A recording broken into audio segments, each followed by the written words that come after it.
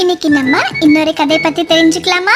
ஒரு காட்டுல ஒரு அழகான குளம் இருக்கா. அந்த காட்டுக்குள்ள நடுவுல ஒரு தீவு மாதிரி ஒரு இடம் இருந்துச்சாம். இந்த தீவுக்கு போகணும்னா அந்த குளத்தை கடந்துதான் போகணும். அந்த தீவுல சுவையான பழங்களும் காய்கறிகளும் இருந்துச்சாம். அந்த காட்டுல இருந்த எல்லா விலங்குகளும் அங்க இருக்க பழங்களை சாப்பிடணும்னு ஆசை. ஆனா யாருக்குமே அங்க போக தைரியமே இல்ல. ஏன்னா அந்த குளத்துல நிறைய முதலைகள் இருக்காங்களாம். ஒரு நாள் அதே காட்டுல வாழ்ந்த முயல் ஒண்ணு தண்ணி குடிக்க குளத்துக்கு போச்சான். முயல் அந்த தீவை பார்த்து யோசிச்சுது, எனக்கு அந்த தீவுக்கு போய் அங்க இருக்கும் எல்லா பழங்களையும் காய்கறிகளையும் சாப்பிடணும்னு ஆசை. ஆனா இந்த முதலைங்க கிட்ட இருந்து தப்பிச்சு எப்படி தீவுக்கு போறதுன்னு நினைச்சது முயல். ரொம்ப யோசிச்சதுக்கு அப்புறம் முயலுக்கு ஒரு ஐடியா தோணுச்சு. அடுத்த நாள் காலையிலே முயல் குளத்துக்கிட்ட வந்துச்சான். எல்லா முதலைகளையும் சத்தம் போட்டு கூப்பிட்டுச்சான். எங்களை இப்படி கூப்பிட தைரியம் யாருக்கு வந்துச்சு? முதலைகள் யோசிச்சு முயல் கிட்ட வந்தாங்களா. என்ன எதுவும் செய்ய மாட்டீங்கன்னு எனக்கு சத்தியம் பண்ணுங்க முயல் சொல்லுச்சு. முயல் தன்னுடைய புத்திசாலித்தனத்தை காட்ட ஆரம்பிச்சது.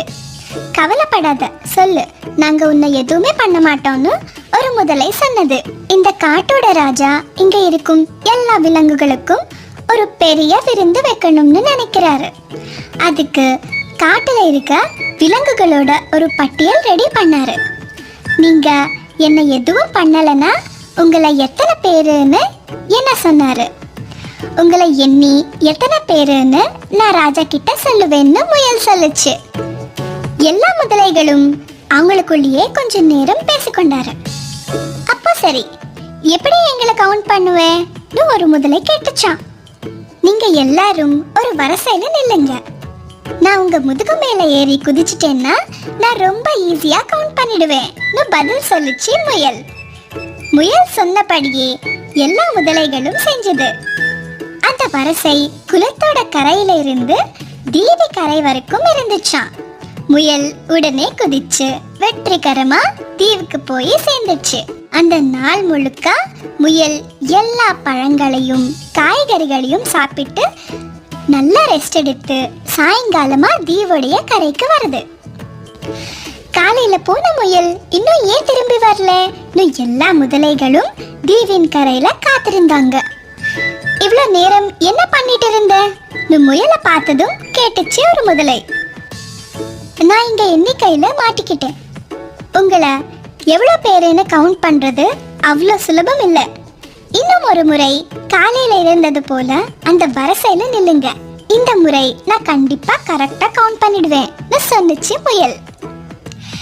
எல்லா முதலைகளும் முயல் சொன்னதை நம்பி மறுபடியும் வரிசையா நின்னாங்க. அப்போ உடனே முயல் குதிச்சு குளத்தோட கரைக்கு பத்திரமா வந்துச்சு.